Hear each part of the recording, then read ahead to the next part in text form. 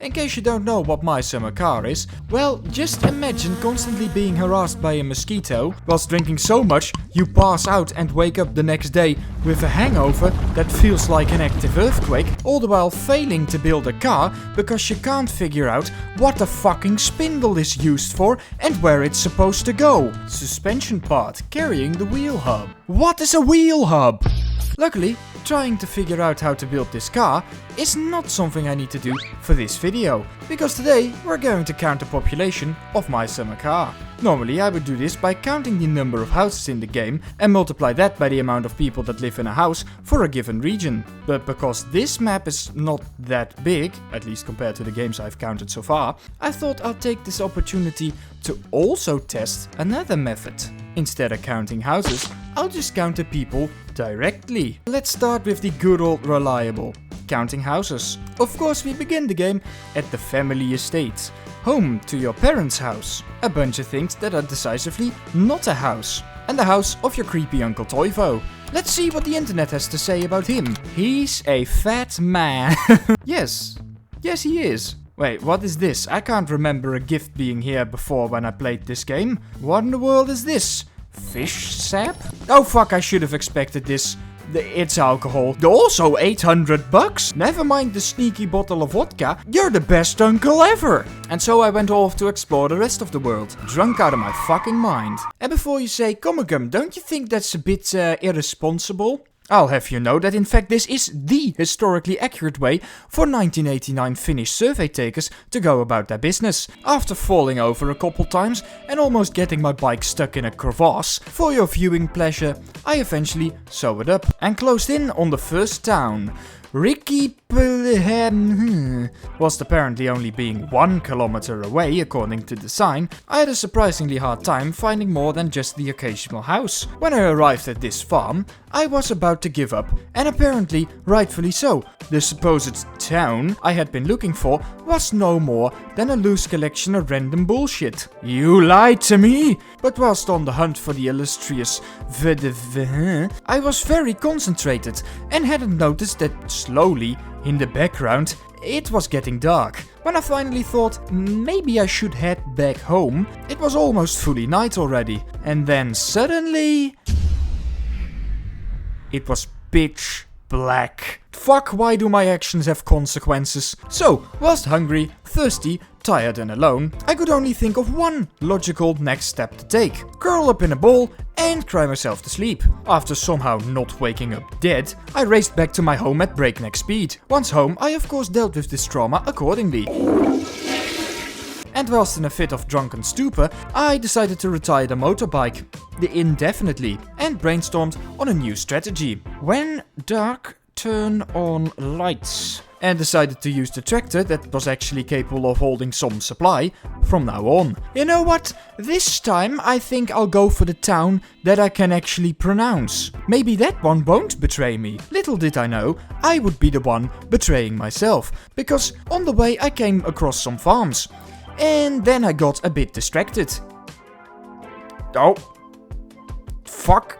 Unfortunately for me, the damn thing did not want to flip over. Luckily, I was able to rescue the most important thing. And then after a fair bit of walking, there it was. The great town of Loppa, consisting of a hall, 2 houses and a garage. 4 if you count these 2. Despite the term civilization not being suitable for this settlement, against my better judgment, I decided to go inside of the garage to ask for a desperately needed smoke. Despite the clerk clearly having plenty of supplies, that bloody prick was not willing to lend me a single one. So it was at the verge of an aneurysm that I remembered there is actually a functional bus system in this game. So to prevent a heart attack, I took the bus to the only town of any significance in the entire game, so I could buy my life-saving cigarettes. Of course the bus went the wrong way around the map, but alas, I had made it to the town. Most of me anyway. Cigarettes! After chain smoking a good part of the pack, I was ready to start counting the town. And whilst I might have said this was the biggest town in game, please don't get your hopes up of any huge numbers, cause when the whole count was done and dusted, I only counted 17 houses, which is small for even a normal sized game town. Yet, this was already more than the other 11 houses I had counted so far outside of the town. Speaking about the other houses, this is a map of the search so far. I've made my way around most of the inner roads. The only bit I did not yet do is this little thing. Due to, well, unfortunate circumstances. Then I switched locations and failed to synchronize my game. So I had to start over. But hey! At least I have my tractor back, and so I went off to secure the last part of the inner ring. This took a bit longer than expected, due to this region having a bunch of random roads going off in all directions. After that, there was only the outer ring left, and whoo, that took some time. But at least it was for nothing, cause I didn't find anything. Yes, there is no house located among the outer road of the map. Just a bunch of dilapidated farm buildings. And here is the map of totals. As I said earlier, there's 17 houses in the capital. To that, we have to add the grand amount of 15 houses that were located around the inner ring. When I looked it up, Finland, as of 1989, had about 3 people per household. So that makes for a grand total of 96 people living on the map of My Summer Car. Now let's see whether the amount of NPCs is somewhat similar. Let's go quickly over the ones I found. Of course, at home we have the family of the main character, consisting of mom, pop, uncle and myself. There's this guy in the garage, of course, the bus driver, and this random passenger lady that for some reason is damned to spend eternity inside of this bus. Further on the road, there's 7 cars and 1 truck driving in circles around the outer ring, with 1 car having 2 people.